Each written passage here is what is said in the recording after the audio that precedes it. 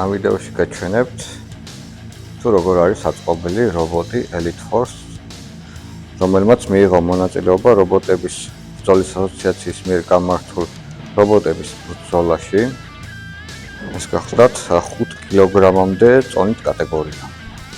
წავიღოთ სახელმწიფოში.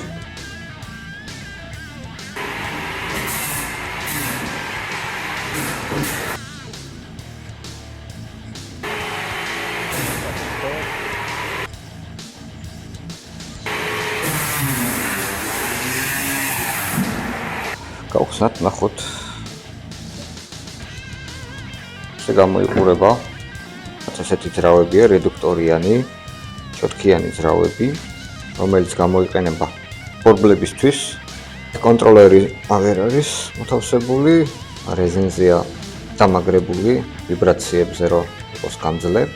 ეს კონტროლერი გახლავთ 30 ამპერიანი, სულ საკმარისია ამური ძრავისთვის. აქ გვაქვს ასევე 53 ამპერიანი ესეთი კონტროლერი. ეს უკვე ერთარხიანი კონტროლერია, შეუძლია მხოლოდ ერთი ძრავის მართვა. აქ არის გათავსებული ჩოთქიანი ძრავი. ამ ძრავს არ აქვს რედუქტორი, ამიტომ ძალაზე არ არის გათვლილი, საკმაოდ სწრაფი ძრავია.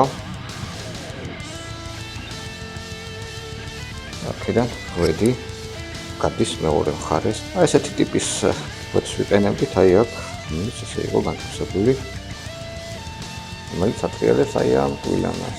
ზემოდან შევხედავთ, ასე გამოიყურება. აი აქ ქონდა ესეთი პლასმასი შემოკრული და ეს განათება აქვს წითელი შიგნით. აქ აქვს საკისარი, ორი ცალი შემოგრებული. საკმაოდ კარგად ფუნქციონირებს. აი აქ არის Arduino განთავსებული. Arduino-სთან დაკავშირებულია ეს მიმღები პულტი. აი მასის გამოყენებით ვახდით კომუნიკაციას პულტის მიმღებსა და Arduino-ს შორის.